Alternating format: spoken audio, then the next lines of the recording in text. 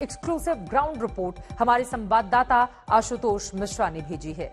इसे देखिए और अंदाजा लगाइए कि श्रीलंका के लोग इस वक्त किस पीड़ा से गुजर रहे हैं।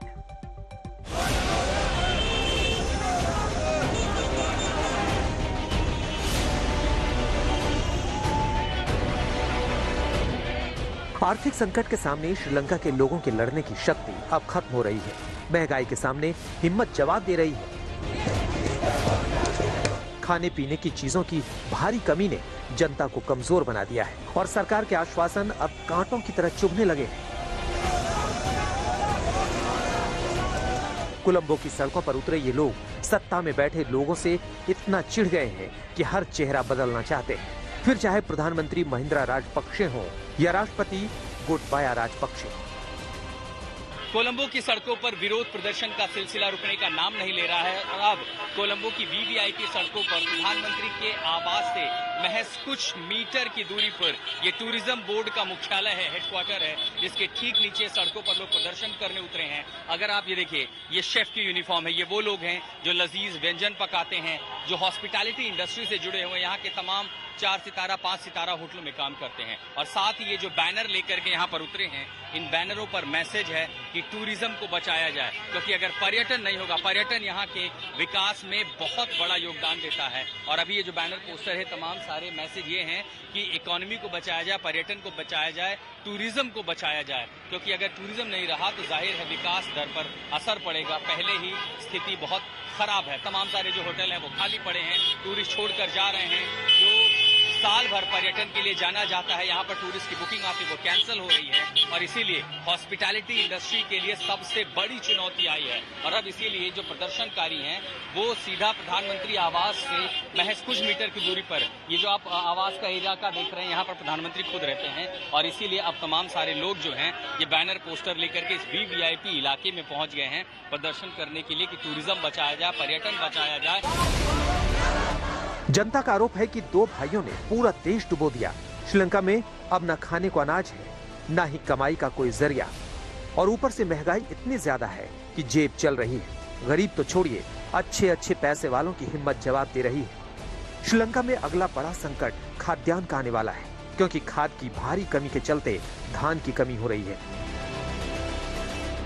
जिससे देश में चावल का संकट तेजी से बढ़ रहा है।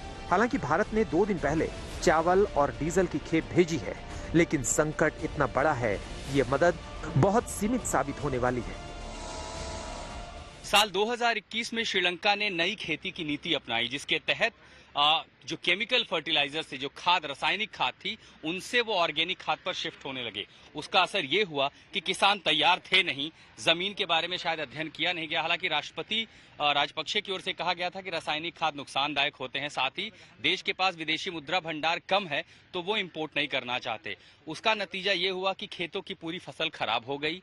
जिस मात्रा में किसानों ने मेहनत की, ऑर्गेनिक खाद का इस्तेमाल किया और ये उम्मीद थी हर साल के मुकाबले वो उत्पादन कम हो गया, और उसी उत्पादन का सीधा कम होने का असर आज श्रीलंका में दिखाई पड़ रहा है, क्योंकि न चावल ठीक से उग पाया और न ही जो घरेलू उत्पाद होते हैं, जो खेतों से उगाए जाते हैं, वो उतनी मात्रा में श्रीलंका को मिल पाई, जिसकी वजह से ये देश चावल भी भारत, पाकिस्तान जैसे दूसरे देशों से इंपोर्ट करने लगा, और ये एक बड़ी वजह थी जिससे उसका विदेशी मुद्रा भंडार कम हुआ।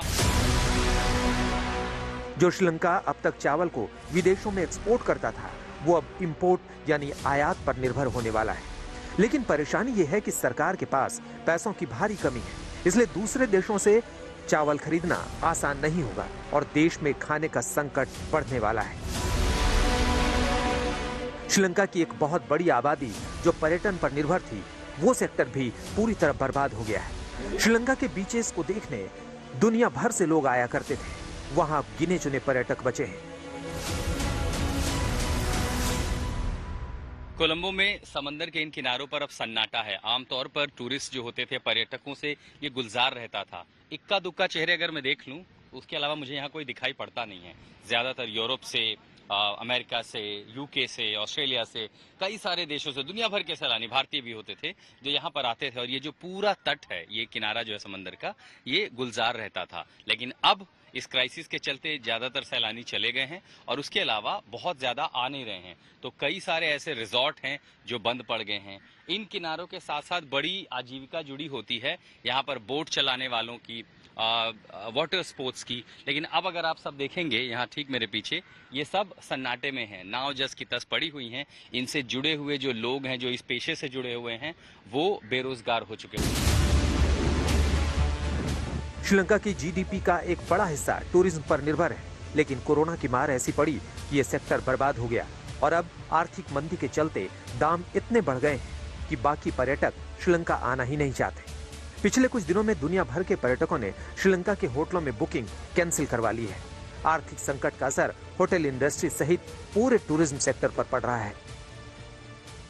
इस खूबसूरत आइलैंड मुल्क में पर्यटन यहाँ की अर्थव्यवस्था में बहुत बड़ा योगदान करता है और आर्थिक संकट के बीच जो यहाँ घरेलू स्थितियां उत्पन्न हुई हैं, उनके चलते अब जो पर्यटक हैं उनके अंदर एक चिंता है, एक डर है और उसका सीधा नतीजा, सीधा असर यहाँ के कारोबार पर दिखाई पड़ता है। मैं कोलंबो के कुछ नामी गिरामी होटलों में से एक यहाँ पर घूम रहा हूँ और देख रहा हूँ रिसेप्शन खाली है। यहाँ इस लॉन में, लॉबी में कोई नहीं बैठा है। जब अमूमन जो इंटरनेशनल फ्लाइट हैं वो जो सुबह 7-8 बजे तक आ जाती हैं तो पर्यटक होटलों तक पहुँचते हैं। हमें बताया गया कि जो बुकिंग 100% होती थी, 100% होती थी, अब इस 94 कमरों वाले होटल में कहीं 25 कमरे बुक हैं, कहीं 30 कमरे बुक हैं। कल की बुकिंग कैंसिल हो रही है और बहुत सारे जो टूरिस्ट हैं वो 2 हफ्ते 3 हफ्ते के लिए जो आए थे वो बुकिंग कैंसिल करके वापस अपने मुल्कों की ओर जा रहे हैं। श्रीलंका के करीब 25 लाख लोग टूरिज्म सेक्टर पर निर्भर है, लेकिन सब कुछ खत्म हो गया है और श्रीलंका की हालत को देखकर पर्यटकों की वापसी की उम्मीद भी ना के बराबर है। I think it just makes the situation here very hard for us as tourists, but I'm sure even harder for people living here. So I think it seems safer for us and smarter to leave now while these problems are going on.